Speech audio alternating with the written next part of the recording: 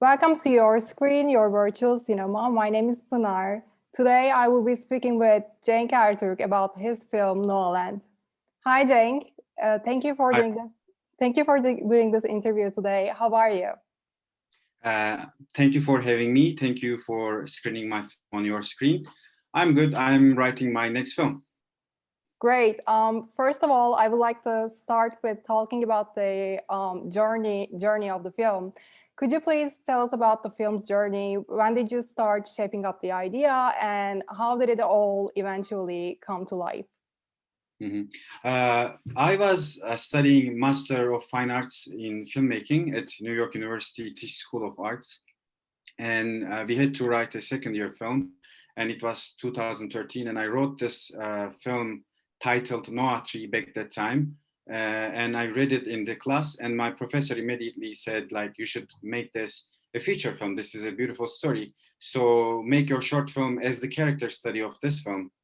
So I made a short film studying the characters, the father and son in the film. And then next year, Darren Aronofsky was teaching at NYU, and he picked 12 students to workshop their first feature films. So I was one of the lucky people. So we were like workshopping the scenes from the film at Darren's class, Darren Aronofsky's class, with real actors in front of real audience, and like he was analyzing and workshopping the script. So I think he became a fan of the story, and then he wanted to support me with like a recommendation support letter. So he wrote this letter, which really helped me to raise the budget and finance of the film. So we raised the budget of the film from some like private investors and some public funds from Europe and Turkey.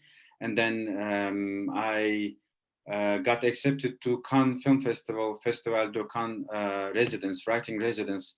And I stayed in their residence for 6 months to finalize the script. And after I finalized the script, I was slowly approaching to Turkey, from Los Angeles to New York, New York to Paris, Paris to Turkey. And I came to Turkey. And after a really nice pre-production, we did the film, the production, like in the fall, and then we had the film. Great. The film has a wonderful cast with very important names such as Haluk Bilginer, Ali Atay, and Hande Doğan Demir. How did they become a part of the cast, and did you always have these names in mind when you were writing the story? I remember the first at the time I wrote the script in 2013 as a short film. I was even considering to help to work with Haluk Bilginer as the father. So from the very beginning, I was really like dreaming to work with him as the father. And then he was the first person actually approached when I have a presentable script. So we were in touch, and then then I had Ali's name in my mind, and then I started working with a casting director. Then like we agreed on some names, and Hande, like my first meeting with Hande was so nice. Like she really understood what I was trying to do with the film, and she was so open to like discuss and discover together. So like starting from Haluk Bilginer, an actor who is also well known in the United Kingdom, I think. Starting from him, like I was like reaching my dream names one by one, and then I really had a beautiful experience working with them.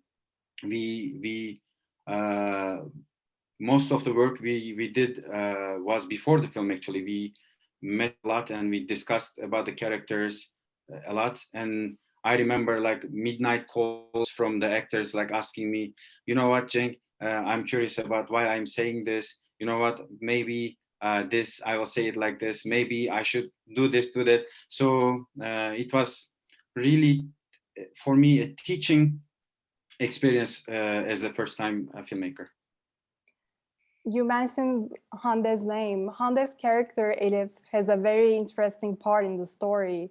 Even though she's not always present on the screen, she always manages to be there somehow, especially through Ömer and his regrets about the past. Can you please talk a little bit about her position in the story and what does her presence represent for the course of the story? Because it feels like she is the only one who is standing outside of this never-ending loop of constantly blaming others to find justification. Mhm. Thank you for this beautiful question. From the very beginning, like I started writing this film, like I knew it was about two men, but this relation between these two people are so linked to their relations with the woman, like in their life. Ömer's mother, and also Elif, Ömer's wife. Ömer is the main character. I like when I was thinking for the film, when I was like developing the script, I really wanted to make a humble statement about the woman's position in the contemporary Turkish society. So just because of it, like I wanted to like start the film with an image of a woman and putting the woman in the right like middle of the film when she comes change the track of the story, that changes the plot, let's say, for the sake of the talk. And then I wanted to finish the film with not with the image of a woman but with the voice of a woman. So I wanted to make this parentheses with the woman and make the strongest hit like in the middle with the woman, because like when I was like writing the first film, I was also thinking about the second film. So I know what I am like nowadays trying to do with my second film. It is happening to two women, for instance. So I really wanted to make this like humble statement about this, like how women are perceived in the contemporary Turkey. And like, for instance, that's why I also have these women characters, the main characters, the men are talking about, but we don't see them. So like I wanted to represent in a film dominated by the men's like presence, I wanted to also represent the different layers of woman position in contemporary Turkey. That's why Elif is so important for me. Like that's why I opened the film with her alone in the film, and then when she comes, she changes everything. And then actually the the the main issue between the father and son is also mostly linked to their relations with the women in their life. Just like you mentioned, it is a father and son story which holds so many regrets, hatred, but also love at the center. Even though they were estranged until that certain point of their lives, Ömer and Ibrahim are actually very similar to each other. It feels like they have this defense mechanism of blaming others to always end up as the nice guy. With these in mind, can you talk about the bond that they share and those similarities that they probably would never accept? Exactly. Those similarities they would never accept. So like this is what happens like when we avoid things very strongly, we become them. So even if you dedicate yourself like not being a man like your father, you find yourself you are becoming one. That's why this hatred is dangerous. Like if it's not balanced and studied.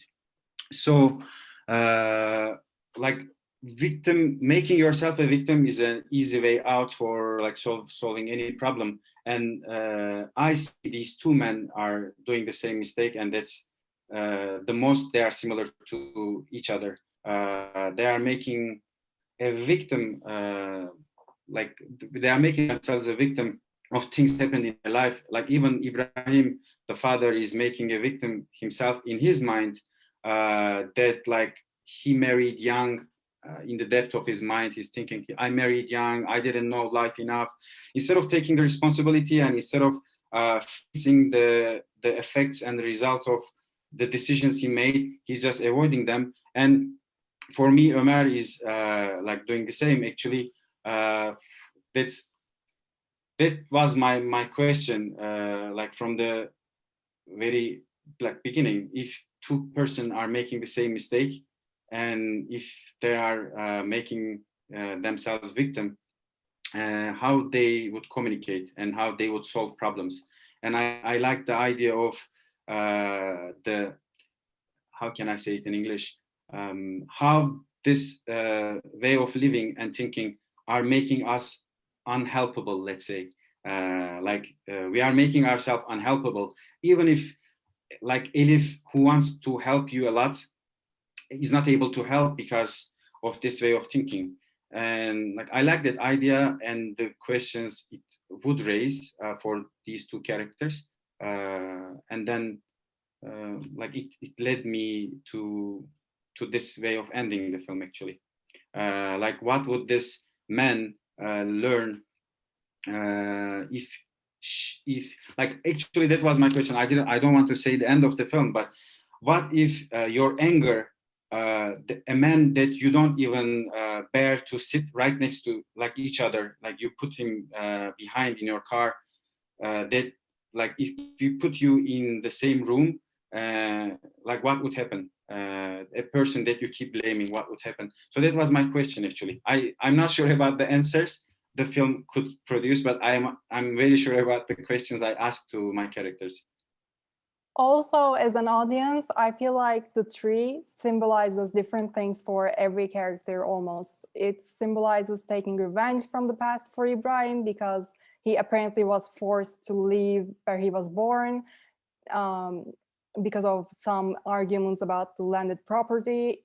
And for Ömer, it almost symbolizes finally moving on and living in the present time rather than the past. But more importantly, it symbolizes a twisted way of hope for the people who live in that certain area. From this aspect, what do you think about the role of the tree in the story and the desperate need of people for a small piece of hope? Exactly. Like when I hear these kind of comments from like smart people like you, it makes me really excited because like we make films to like create communication, and like I see people are thinking about like what it means, and like I love when it happens actually. Of course, when I was writing, like I was placing the tree like in the middle, like is the central figure of this story. Even the title of the film in the very beginning, it was Noah Tree, and then I changed it. So like tree of course was important to me, but I kept hearing better interpretations than I was making for the tree. And so I love it. That's why I avoid saying like what it means for me. But I can tell you this. Like when I am writing, this is my first feature film, but I was writing for a very long time. Like after I like graduated from New York University, like I was working in the United States as a writer. So like I avoid, as Tarkovsky would say, like I avoid symbols. So when I write a tree, like I'm not writing a symbol, but it becomes a symbol, of course. Like it's becoming more than I write. But I write this tree like as uh, something that the characters are related to somehow. And of course, it means like different things for each other, as you just said, and as I loved a lot, like revenge. It means revenge for like mayor or the father, or like for the villagers, it means hope. For Ömer, it means maybe like future. It's lovely to hear, but for me, it is just tree, which is all related to those feelings. That's why I like the image of the tree actually. But when I can tell you this, like besides saying that, like I don't go for symbols. I don't really ask this question. What does this symbolize for me? But of course, I know that's the strength of cinema. Like the image itself is becoming like deeper and wider than itself. That's the beauty of cinema. That's why it is enriching. But when I was writing, I was just asking this question in the beginning, like, what would be the like most difficult tree to cut down? I asked this question to myself. What tree, like if I, like, let's say, like I want to create a tree that nobody can approach and cut. So what did, what would be the nature of the tree? I was asking myself. Then this question get bigger and bigger, because to be honest, this story was inspired by my walk that I did, that I had with my father in his hometown, like village. We were walking by, and in the distance a tree fell, and like we just, and it was like an amazing like moment for me, because like you are just walking to have a peaceful walk, and this tree in the distance is like falling, and it's like 30 or 40 years old tree. Then we approach, we try to understand like what happened, did somebody cut, but we didn't hear anyone like working around the tree. So then we approach and we talk with my father. I asked Dad, like, isn't it easy? Like this tree just fell. Like it should be hard, you know? Like it's a tree. It's like it has roots. It has to grab the land. But my dad said, "Yeah, son, we never know." But we kept walking. But my mind was like stuck with the tree. Then my father said this. Actually, maybe that was the sentence that I really wanted to make a film around the tree. He said, "Son, we never know." By the way, in Turkish we say "son" a lot. I know in English you guys don't speak that way. But my father said, "Son, we never know, and we will never know what that tree has been dealing with, and what that tree was fighting against. You know, we never know this. Maybe like there was something like which is eating the roots of it. We will never know. Like maybe it's scientists, if they come, they will see it, but we will know." So it was not easy. Like that was not easy. That the tree was fighting. So this talk that I made with my father, like stayed with me, and I said, okay, I want a tree in a film that I'm supposed to write for like this class at NYU, New York University, and this tree should be so tough to break, to approach. It should be uncuttable. Then these questions become bigger and bigger, and it became a tree which means revenge for someone, which means like future for someone, which means roots for someone, and which means hope for some people. And I'm happy that it turned out to be that kind of a tree. And every character seems like they are actually dealing with a lot of things inside, even though they look like they are dealing with Ibrahim's last wish at the moment. The story reveals very little about the things they are building up inside. Is this a deliberate choice done by the story? And how do you think this almost passive aggressive attitude of the characters affect their authenticity? Because I think they were all very real. Sorry, I couldn't get the film deals with like very little with what? I missed that part. Um, it feels like the characters are building up things, have been building up things inside, but the film reveals very little of those things, those specific things from the past. Um, so I think this makes the characters feel very real.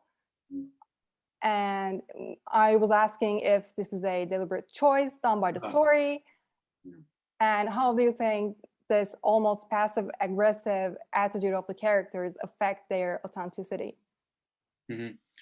Actually, like when I'm like writing a story, I'm not writing a story. Actually, I'm not writing a plot. I just ask questions about, like as I just said, like about the tree, about the characters, and then like when I ask those like questions to those characters, um, mostly I'm not able to find answers. I'm able to find more questions.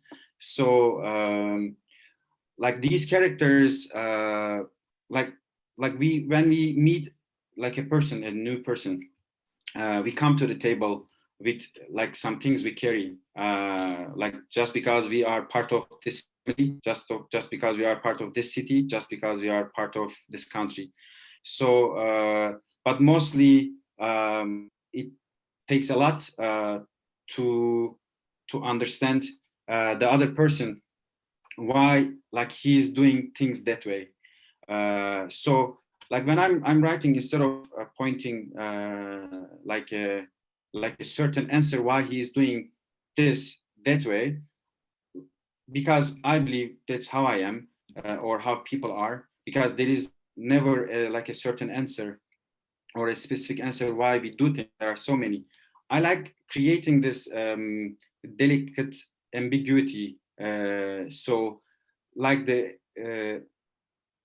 so it is more relatable actually, like for from a very like a writer's side, it's more relatable when you are not pointing one thing for like why they are doing things. Like you, of course you are having your answers, like a couple of explanations, possible explanations. Just making real in the first place for me, and then of course it's becoming more real for the people. But when I am writing, of course, I am trying to find these like possible explanations for why they are doing, but not one answer. So when I'm talking to my actors, for instance, like first I'm asking them, like, please tell me why Elif is coming to the village in the middle of the film instead of just calling. You know, can you please tell me? So I hear, and then I see, okay, she is also Hande, who's acting Elif. Hande is also seeing my possible explanations in like my mind. So I like that I am able to test in the first place with the actors. So like the passive aggressiveness they are building, like I think that is like a very common like let's say disease that we like we many people suffer. We suffer a lot, and that kills the communication. That kills the healthy communication. Instead of explaining why we are angry, instead of uh, like making our like scars and like traumas visible by talking about them, like pulling them into the symbols world in which we constructed words. We just like press them, and then we create this aggressiveness, as Ömer like is creating like in the film, like very generally by cursing a lot, for instance, like too much actually. So yeah, like it is like I'm not, I know communication as love itself is an art, and it's something you should constantly learn and improve. It's like when an artist is trying to be a master of his craft or her craft, like she should keep working for it. And love and communication and relations are something like that, as the from the Frankfurt School would say, like you should keep like working for a healthier communication, healthier relationship, healthier like love. So I think the life is making us so busy with like being successful, having a proper job, and then we ignore or overlook this part of like regulating and balancing our like relations, and then it creates this complications like passive aggressiveness or like depression or like some other things. The story is also very real, especially for Turkey, I think. It almost feels like you had a chance to observe similar people or similar stories as a writer. What attracted your interest to that certain city? Did you have a chance to spend time over there before? Another beautiful question. So when I was like developing the script, uh, like I started researching and I realized there is a tree. The tree in my film is a fictional tree. There is no tree like that, but there is a funny story about it. After we shot the film, like the local people heard about like we shot a film there, and then famous people like celebrities are there, so it started coming the tree after we finished the post-production. And after the film is released, we are still in touch with the village mayor. Like he's saying like people are visiting this tree as it is happening in the film. But when I was researching, I found another tree which has a very similar story to the Noah tree in our film. It's called Moses tree, I think, and it's in the south of Turkey. So, but when I was like researching for the film, I didn't go to the city that we shot the film. I went to the like my father's hometown to like spend time with people and to see how they like speak, how they deal with their daily life, and how it is so important. The property, like owning a land, is so important. You know, there is this like very wide land in the behind of that mountain, and they never go, but they are fighting about that land just because the other person's cows and oxes and the sheep just walk through. But it's a land nobody goes, and there is no farm. There is no farming there. So like I observed these things, and then I found the village we shot the film in a different city because there were certain requirements the film needed, like logistical requirements, or like the, the location of the tree, like the hill and its distance to the village. So I only found it after a very long location scouting in another city of Turkey. But yes, I spent time and I recorded dialogues, and I learned a lot when I was researching with the people. At some point in the story, Elif realizes that Ömer is finally reading Dostoevsky's The Idiot. How does the book serve the story of the film, or is there any correlation between the film and the book at all? I even now writing my second film, I think before making my next film, every time I will read The Idiot by Dostoevsky again and again. But how the book is related, there is one sentence Elif is saying to Ömer when they are talking, having this big dialogue scene. Like that sentence is coming from the book, but it's only one sentence. But the real correlation is in The Idiot by Dostoevsky. There is a love story, and there is this obsessed lover, who's called Rogozhin, who is in love with Nastasia, and Nastasia asks him to read a book. So like she believes like if he reads, he's gonna be a better person. So I just because I'm in love with Dostoevsky's writing, I wanted to just include it in my film, and I saw it. It's like a nice thing, like a nice little thing between a couple, you know. Like one wants the other person to read this book, but the other can never find time or never like believes that she can or he can learn from the other person. So like resist to read it. So that is what I took from Dostoevsky's book, and that one little sentence Elif is saying. And besides that, like how Ömer lies about like he finished the book. Personally, the film really forced me to think about some concepts such as obsession, the way of justifying certain behaviors, and constantly blaming others. As a writer and a director, in which ways would you like the story to push or to affect its audience? Mm-hmm. Actually, like I love these questions. Thank you. Like yes, for instance, like obsession was one of the word in my mind when I was improving, like when I was developing, but also justification of what we do, because whatever we do, like in our daily little lives, like even if we know like we are doing something wrong, we have a certain kind of justification, you know, like even if it is a little mistake that we are aware of it, or a big mistake that we are like aware of it in the depth of our existence, that it's wrong, we have this kind of justification. If we can't have those things, like we would like we wouldn't keep the sanity, like it wouldn't be easy to like be sane, because you know, like when you are making this business and making this a lot of profit, you are stealing it from someone, or like this is an imbalance, like inequality of like profit, income, something. You have to have this certain kind of like explanation for yourself. When you are stealing from like this, you have to be able to say, I'm stealing for the poor, or like something else. So this justification is a mechanism like we use a lot during our lives, like during our days, especially if you are a person, you keep announcing yourself as victims. Otherwise, we would lose the sanity. So, like, I'm happy that like this film gives you those words.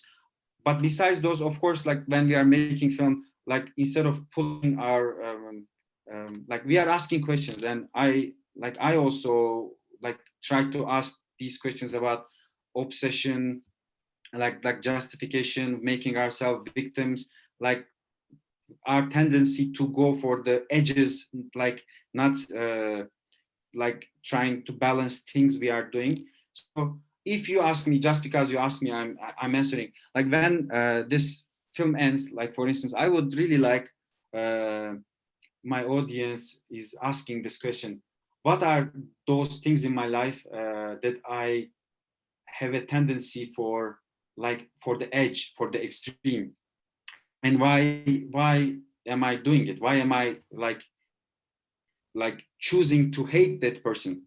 And how am I justifying myself? For instance, when I don't like Trump, what is my very first reason? And I have the perfect right to hate the Trump, for instance, like I mean the former president of the United States.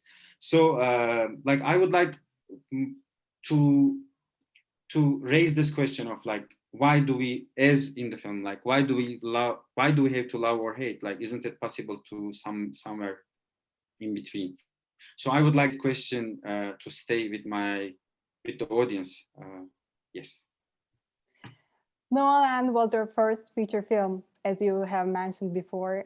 Did everything turn out in the same way with your vision for the film? Is there anything about the film that you would change if you had the chance to go back in time? So years ago, I made a short film, and when I started editing it, it took longer. And then in 3 months, my expectations from the art of cinema have changed. So I stopped editing that film. So because I realized I didn't shoot it as I liked. But for like before making the Noah Land, I really worked a lot, and like I was trying to learn a lot. I'm still learning a lot, but I came to a certain level that I was sure about at least my expectations about the cinema. For now, for instance, I know what kind of films I love, like what I expect from like a film or from a like a piece of art. So in that sense, I was also very lucky. Like I was the only person who is making his first feature film in this film. I worked like with really like experienced people. For instance, my sound designer was the sound designer of Yorgos Theoangelopoulos, like this Greek director I love a lot. So like, and also I worked with this editor who is the editor of Yorgos Lanthimos, the director of The Dogtooth, The Lobster, or The Favorite.